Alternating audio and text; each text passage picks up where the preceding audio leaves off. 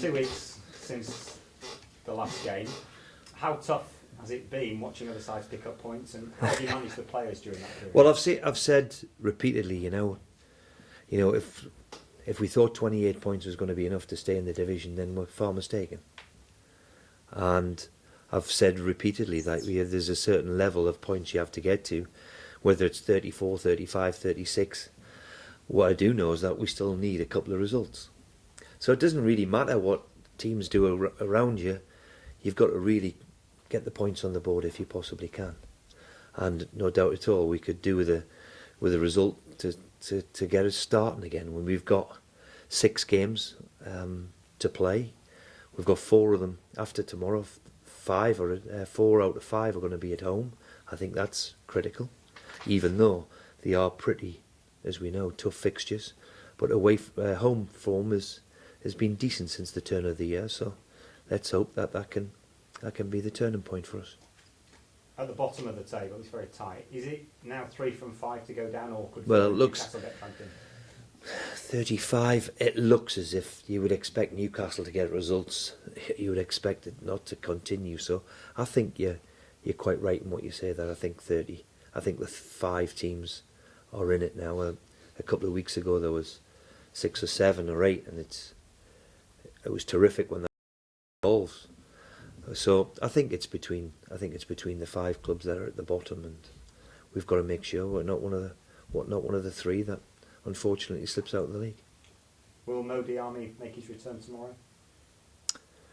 Well, that's the biggest dilemma that we all face, or we faced anyway, because on Monday the boy looked terrific on training, and the extra week we're thinking is going to be good for him.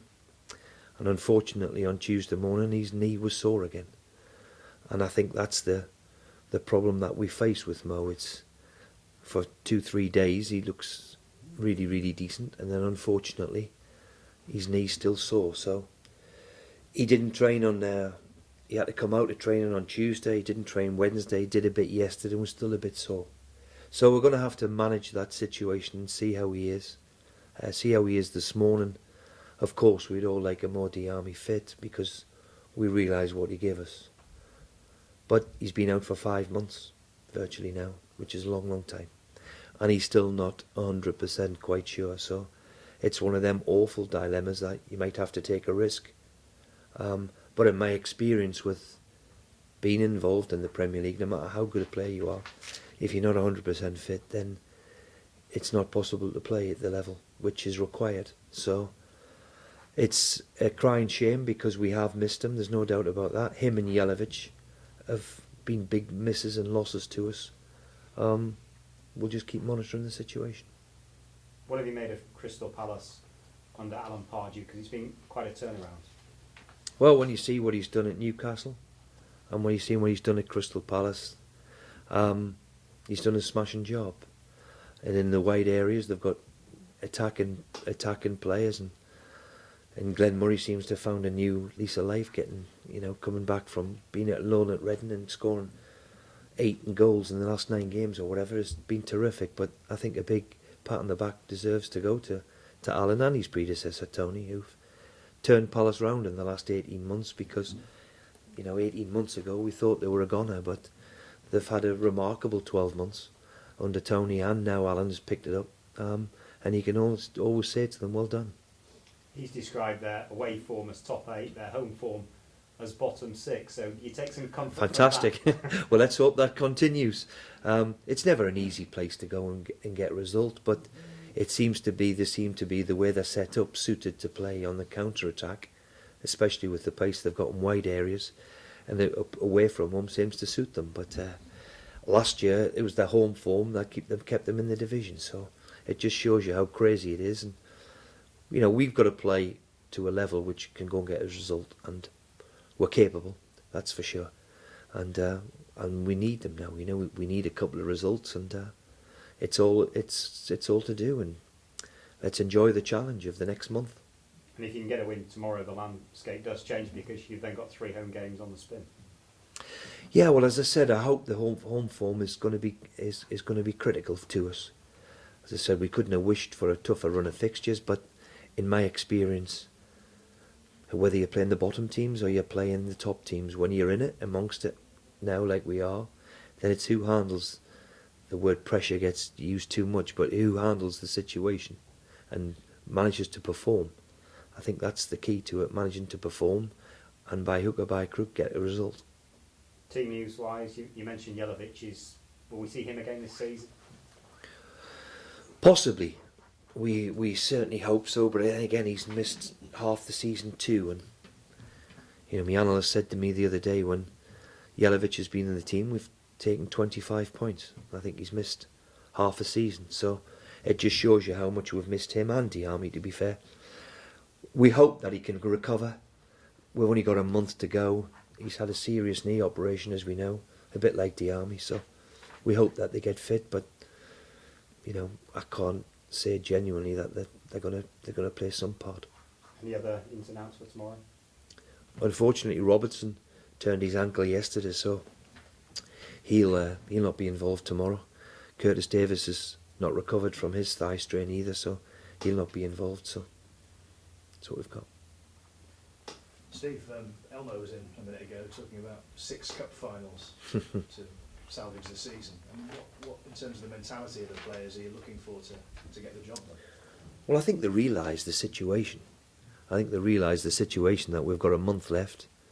We're one of five teams fighting for our life, if you like, and he's right. You know, it's for everybody's sake. You know, we've worked so hard to get in the league and stay here last year, and the one thing we want to do is make sure that we do stay here. So I think he's right to approach it the way they are. We have got 6 cup finals, and let's hope we can win enough of them to make sure we stay in the division. Steve, I looked at all the club accounts last week and earlier this week, but actually Hull said to you that you're only in terms of the league table of wages, you're third from bottom. So actually, you're people might say you're about right for where you are. Do you think you're being? I mean, do you think you're actually are you overachieving for the size of the club you are, the amount you pay? No, I honestly believe that, given a fair hand, and I'm not going to make any excuses, we are where we are, and you know we're a newly promoted club which has been in the division practically 20 months, so we always knew we were up against it, and you're right that the wage bill should be in and around or where that should be. I have to tell you that everybody concerned,